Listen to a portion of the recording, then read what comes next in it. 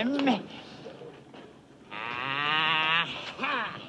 These villains are completely ridiculous, and we love it. Welcome to MsMojo, and today we're counting down our picks for the top 10 over-the-top kids movie villains. Before we begin, we publish new content every day, so be sure to subscribe to our channel and ring the bell to get notified about our latest videos. For this list, we're ranking some of the most outlandish and ridiculous villains in children's movie history. The characters must have an over-the-top personality, appearance, motive, or a bizarre combination of everything. Oh, I love it when I'm nasty. Number 10. Hexxus, Fern Gully, The Last Rainforest. And what a beautiful machine they have provided to slice a path of doom with my sweet breath to guide it.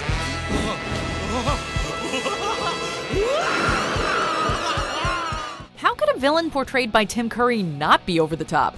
Hexxus is arguably one of the most anvil-dropping villains in film history.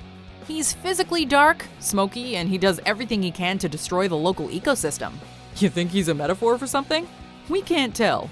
Even if his role in the movie wasn't obvious, Hexxus is still a particularly hammy character due to his deep, menacing voice and flamboyant personality.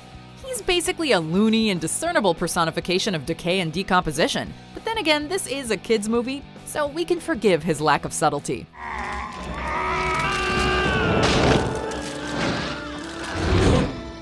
Number 9. Grigori Rasputin, Anastasia.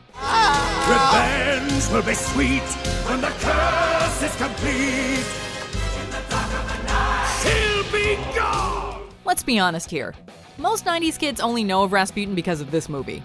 And believe it or not, the real Rasputin was not a decaying, soulless sorcerer. Rasputin is a physically imposing figure.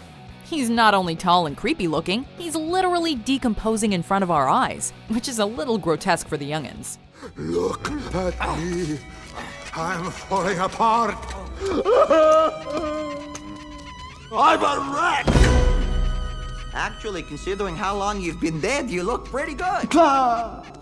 He also possesses magic powers that allow him to conjure some magic green stuff, and he's not above killing anyone he comes across, including children.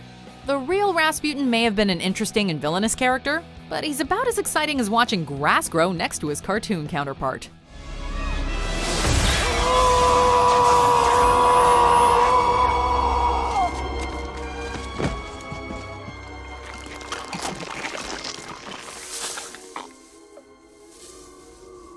Number 8. Winifred, Winnie, Mary, and Sarah Sanderson.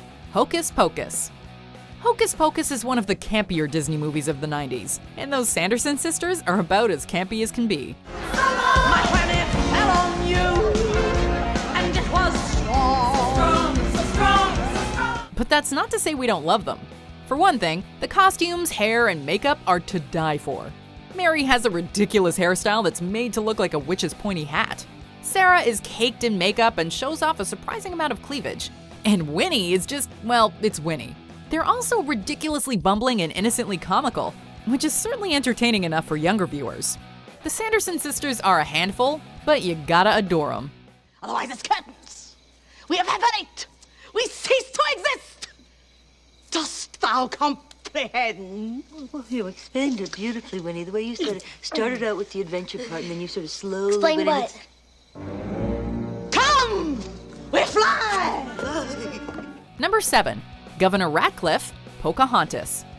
Pocahontas is one of the more serious Disney movies, but it still contains some extra characters. It's gold, and it's mine, mine, mine.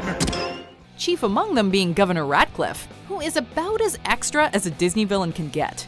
Even upon his first appearance, you know Ratcliffe is going to be something special due to his flamboyant appearance and manner of speaking. We also learn throughout the movie that he's a xenophobic, racist, greedy, and selfish villain with absolutely no redeeming qualities. What can you expect from filthy little heathens? Here's what you get when races are diverse. Their skins are hellish red. They're only good when dead. They're vermin, as I said, and worse. They're savages, savages. Barely even human. Savages, savages. He doesn't even treat his underlings with respect. He's the personification of raucous European colonization, and he's about as evil and outlandish as can be. It's a trick, don't you see? Fire!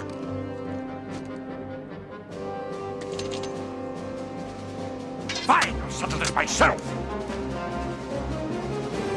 No! John! Number 6. Judge Doom, Who Framed Roger Rabbit.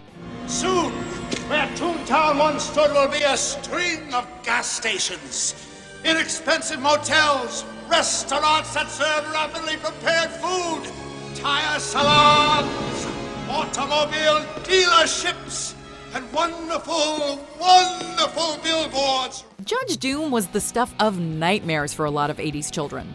Even his physical appearance is enough to send shivers down your spine. He dresses in black, wears both a fedora and a trench coat, and carries around a cane, which has a saber inside of it because why not? But it's when his secret is revealed that he goes completely off the deep end. He takes on a psychotic high-pitched voice, inflates himself with gas, and reveals his red swirly eyes that turn into cartoon knives. Remember me, Eddie? When I killed your brother, I talked. Just wait! This doesn't even include his accoutrements like spring heels and a buzzsaw hand. What else is there to say? He's literally a living cartoon. I'm melting! Melting! Blah, blah, blah!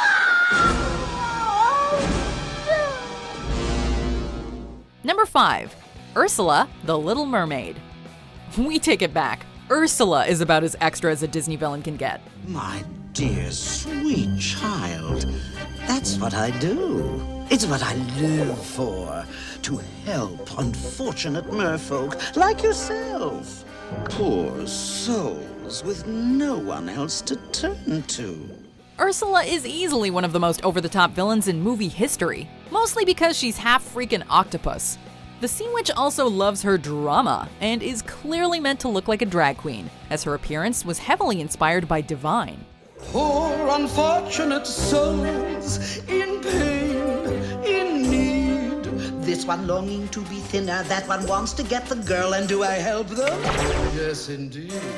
Add in that nasty deep voice, constant evil laughing, and the fact that she becomes literally larger than a boat at the end of the movie, and you can see why she's earned a spot on this list. The sea and all its toils bow to my power! Number 4.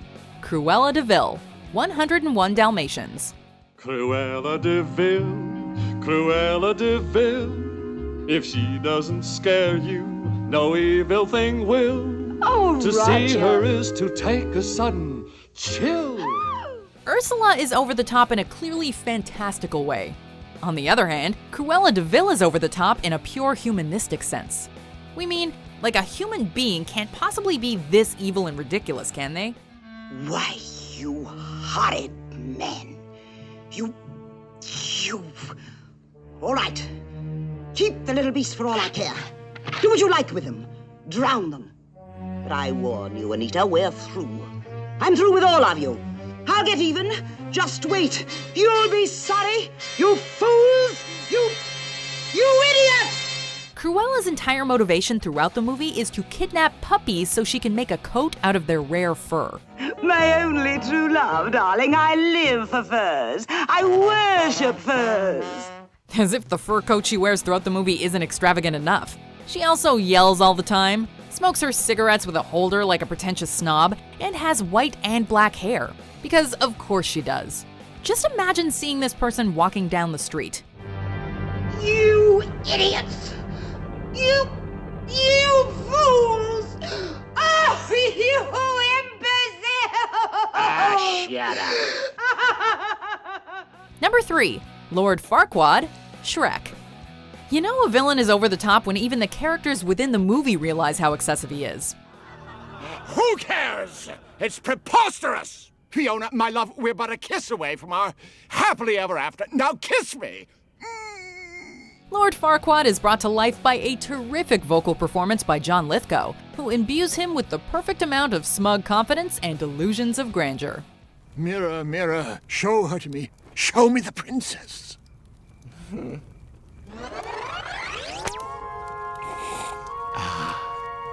Perfect. Nothing captures this better than the scene where he arrives at Shrek and Fiona's location to much glory and fanfare, only to be lifted out of his horse by a random henchman. I'm Lord Farquaad. Lord Farquaad? Oh, no. Forgive me, my lord, for I was just saying a short... farewell. We don't know whose idea it was to make Lord Farquaad so tiny and yet so unbelievably assertive, but man, does it make for some hilarious jokes.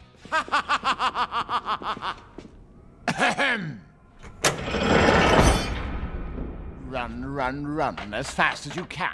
You can't catch me. I'm the gingerbread man! Number 2. Gaston, Beauty and the Beast. Gaston, you are positively primeval. Why, thank you, Belle. What do you say you and me take a walk over to the tavern and take a look at my trophies? Maybe some other time. And while we're on the subject of overly confident characters, Gaston is one of the most popular Disney villains for a reason. He's just so much fun, as he hilariously personifies everything about the macho archetype. As a specimen, yes, I'm intimidating. I wanna target Gaston. He truly believes that learning and education are for suckers. He's loud and brash, and he is, in his own words, the size of a barge. Of course, this makes him a major narcissist, and it leads him to believe he can take on the Beast single-handedly. Get up! What's the matter, Beast? Too kind and gentle to fight back. There's not much to his character aside from the fact that he's an enormous bully, both literally and figuratively. But this makes watching him endlessly entertaining. Let me go! Let me go! Please, don't hurt me! I'll do anything! Anything! Before we unveil our number 1 pick, here are some honorable mentions. I'll get you, my pretty, and your little dog, too.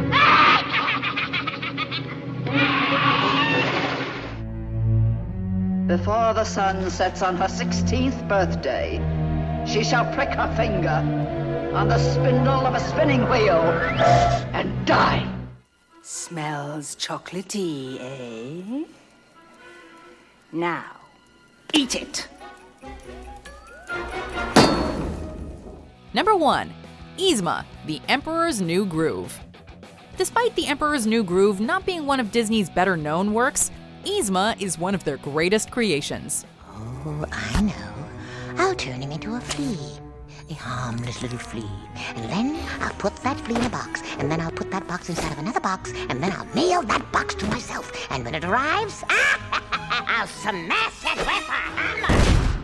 She's just delightful and full of wackiness. If she's not being a total drama queen, she's shouting ridiculous catchphrases like "pull the lever, Kronk," which in turn leads her to be dropped down a chute. Pull the lever, Kronk.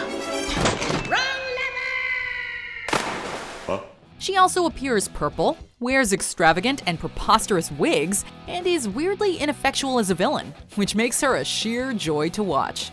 She was the breakout character of the movie, and for good reason. And let us tell you, it is not easy to upstage a snarky llama. I win. Do you agree with our picks? Check out these other great clips from MsMojo, and be sure to subscribe and ring the bell to be notified about our latest videos.